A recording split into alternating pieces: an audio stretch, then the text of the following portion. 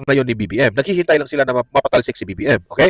So, ito, para maiintindihan natin, panoorin natin itong speech ni Senator Marcoleta ha, at i-analyze natin. Ito pa.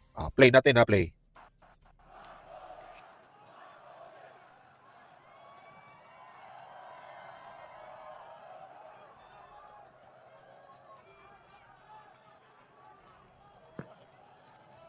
Magandang gabi po sa ating lahat.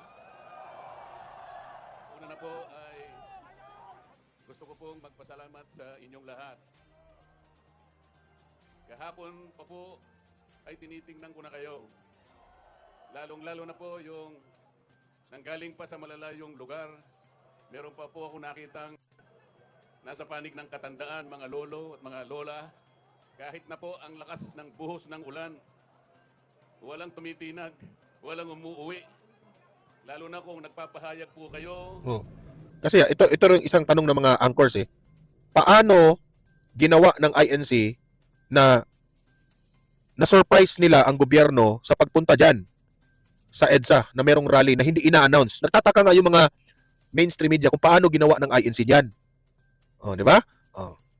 Ng ating pagkakaisa, ang ating hinahanap na katarungan, hinahanap nating katotohanan, transparency, at accountability.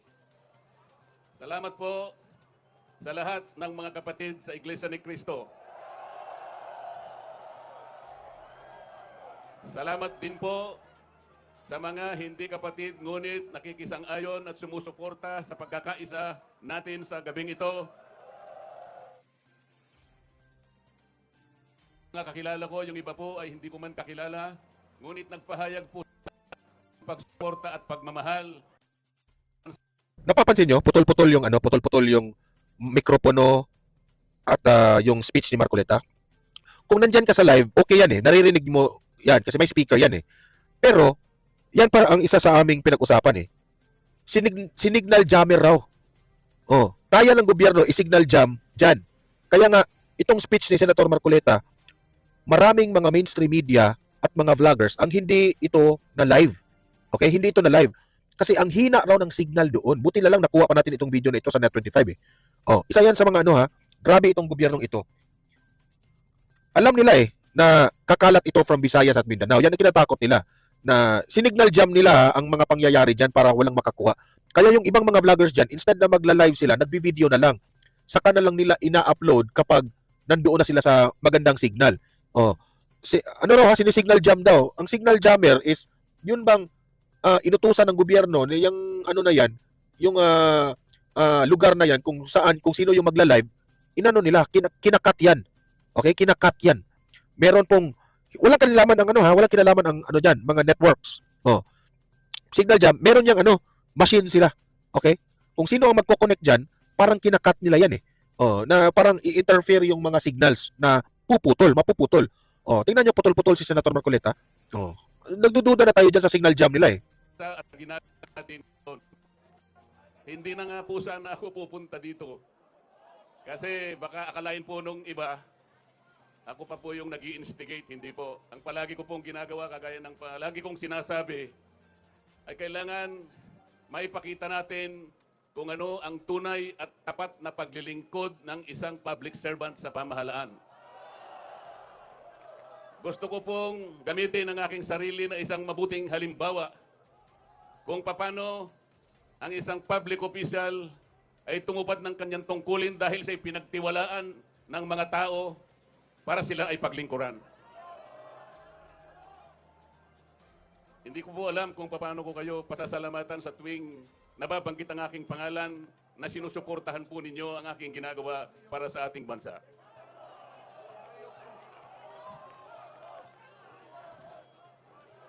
Pangalawang araw na po ito, ngunit hindi ko nakikita sa mukha ninyo ang kapaguran. Hindi ko po alam kung paano ko magpapasalamat sa inyo. Kung magagawa ko lang, napuntahan ko kayong isa-isa para yakapin ko kayo. Gagawin ko po.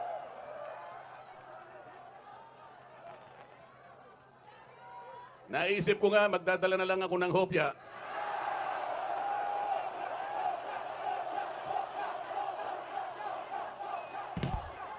Pero nung makita ko po na napakarami ninyo, kahit 30 pabrika ng hopya hindi magkakasa sa inyo.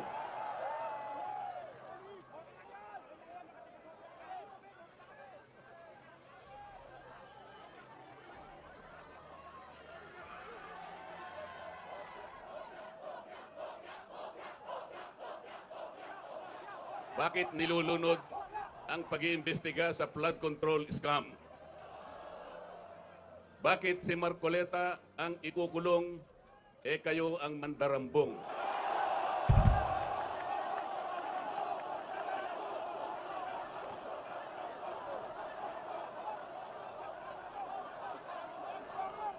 Meron po akong babasahin sa inyo, alam nyo na po ito, pero kailangan pong alam ko uli sa inyo para maitatak po sa ating puso.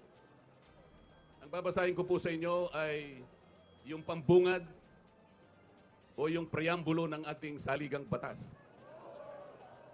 Ito po ang kauna-unahan, ito ang pambungad, ito yung panimula. Kung tawagin natin sa English ay preamble. Ito po ang sama-samang isinulat ng bawat isang Pilipino noong ang ating saligang batas ay ating pinagtibay. Babasahin ko po. Kami, ang nakapangyayaring sambayanang Pilipino na humihingi ng tulong sa makapangyarihang Diyos upang bumuo ng isang makatarungan at makataong lipunan at magtatag ng isang pamahalaan nakakatawan sa aming mga mithiin at mga lunggatiin. Magtataguyod ng kabutihan sa bawat isa, mangangalaga at magpapaunlad ng aming kamanahan at titiyak para sa aming sarili at sa angkanang susunod ng mga biyaya ng kalayaan at demokrasya sa ilalim ng pananaig ng batas at ng pamahalaang puspos ng katotohanan, katarungan, kalayaan, pag-ibig, pagkakapantay-pantay at kapayapaan ay naglalagda at naghahayag ng konstitusyong ito. Mga kababayan, ito po ang batayan kung bakit nandito tayo ngayon. Nais nating ipaalala sa pamahalaan ang ating mga layunin, ang ating mga adhikain, ang ating mga pangarap para sa ating sarili at sa susunod na saling lahi, at ang ating pangarap sa ating pinakamamahal na bansa. Ito po ang aking paninindigan at alam ko ito ang ating pinagkaisang paninindigan ngayong gabi. Nakahanda po akong magpakulong. Kung kinakailangang maaresto po ako, wala pong problema. Kung ito po ang kabayarang hinihingi para ipagtanggol ko ang katarungan at ang pambansang kagalingan at ang interes ng mamamayang Pilipino.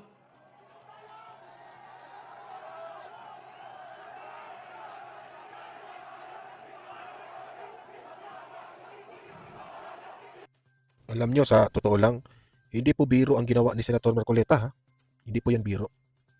Imaginein mo, he is ready to be arrested. Oh. Hindi yan madali, ha? Kapag ang isang kaso na nililitis, whether you're guilty or not guilty, especially kung plunder itong kaso niya, makukulong ka. Hindi po ito weeks. Hindi po ito months. Years po ito kung makukulong siya. Kasi they are hitting two birds at the same time. Unang-una, hindi na siya makaparticipate sa impeachment trial ni BP Sara. Meaning to say, I don't know kung hindi ba siya makapagboto. No? Pangalawa, kapag wala si Marcoleta dyan sa Senado, yung flood control sa Blue Ribbon Committee, hindi na yan mapupush. Kasi ito lang naman kapag nandyan yan sa Senado, masakit sa ulo sa kanila yan itong si Senator Marcoleta. Kaya kailangan nilang arestuhin itong taong to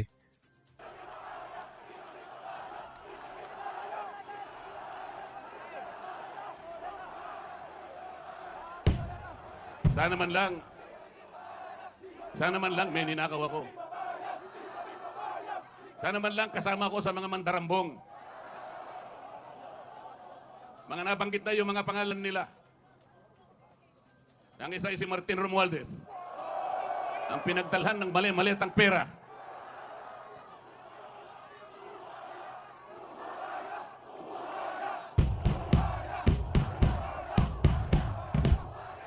Ako po ang ibinibintang nila sa akin. Ang isinisigaw nila, buaya, buaya. Ang pinatutungkulan, si Martin Romualdez. Di ka ba nahiya yan, Martin Romualdez? Ay sa laping pantulong para sa kampanya para ako'y manalong isang senador. Mga kaibigan po na pribado at sarili nilang pera ang kanilang itinulong sa akin, baka sakaling manalo nga po ako at nanalo nga po. Hindi ko na po ipaliliwanag ang technicality kung paano nila inimbento ang isang gawa-gawang asunto laban sa akin. Tingnan po ninyo kung sino pa yung nagtatanggol at tumutulong para sa ganon, matukoy natin kung sino ang may kagagawan ng pinakamalawak, pinakagarapal na pandarambong sa kabambayan. Siya pa ang inaasunto at siya pa ang pinagbabalakang arestuhin. Hindi ba katungkulan ng ombudsman ang sila ang humanap, umusig, at parusahan ang lahat ng may kagagawan nito? Bakit ang ombudsman ang nagagalit sa akin? Hindi ba dapat tulungan pa nila ako? Sapagkat iisa ang layunin namin. Ginawa po nilang politika ang lahat ng ito. Ang mga asunto po na sinampa laban sa akin ay nagsasaysay ng kwarta. Pero hindi nagbabanggit ng korupsyon. Nagsasaysay ng halaga, ngunit hindi binabanggit ang ill-gotten wealth. Ipinipilit na iugnay ang public office, ngunit walang binabanggit na abuse of public office. Naglulubid ng mga chismis, ngunit walang ebidensya.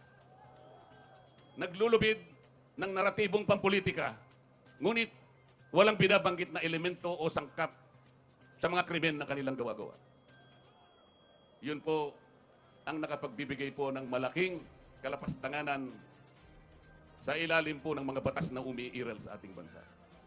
Hindi ba sinabi natin, bawal ang bend the law?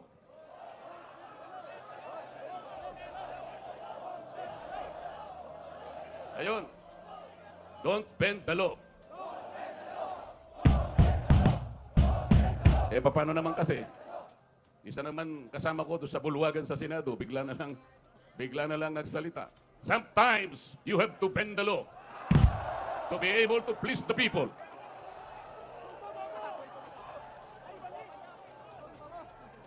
Sumagot naman yung kausap. Sumagot yung kausap. Tinanong kasi siya kung tama yung sinasabi. Ang sabi niya, yes sir.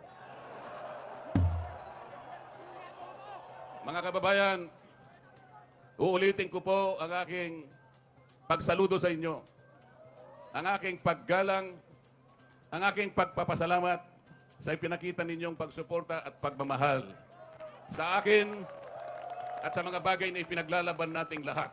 Ang katarungan, ang katotohanan, ang pananagutan at ang katarungan. Huwag po tayong mag-iwahiwalay. Ang sabi nga natin, we are one. We are one. We are one. Maraming salamat po sa inyong lahat. So ayan po yung full speech ni Senator Marcoleta.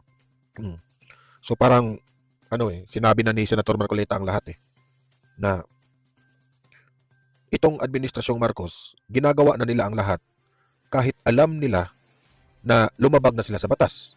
Ginamit na nila ang bendalo. Na alam naman natin, yung bendalo na yan, talagang bawal yan. Kahit sinong mga magagaling na mga attorneys, mga prosecutors, mga justices, yun lang mga attorney o mga law experts na hindi namumulitika, walang such word na tanggap yung bendalo. Wala. Yan ang katotohanan. Kaya nga sabi ko, ang kakapal ng mga muka nitong administrasyon na ito Bendalo? Grabe. Kaya nga, lesson natin itong lahat Kapag meron tayong presidente na hindi lawyer, walang alam sa batas, parang nakakatakot. Kasi nagiging useless na yung batas natin Nagiging useless na yung konstitusyon natin. Yung aresto nila kay Tatay Digong, grabe yun. Kahit sinong tatanungin ninyo ng mga magagaling na mga lawyers, maling-mali talaga yun. Sa ginawa nila kay Pastor Apollo Kibuloy, sa ginawa nila kay yung ano, yung sa KOJC, tapos dito pa kay Senator Marcoleta. Nagtataka nga si Marcoleta, plunder, hindi yun pera ng gobyerno. Pera yon sa mga kaibigan ni Senator Marcoleta na nagdo-donate sa kanya, tinagawan pa ng issue. Ang mayroon pong karapatan na mag-file ng kaso ng plunder kay Marcoleta, yung mga nagbibigay sa kanya, hindi yung gobyerno. Hindi naman yun pera ng gobyerno eh.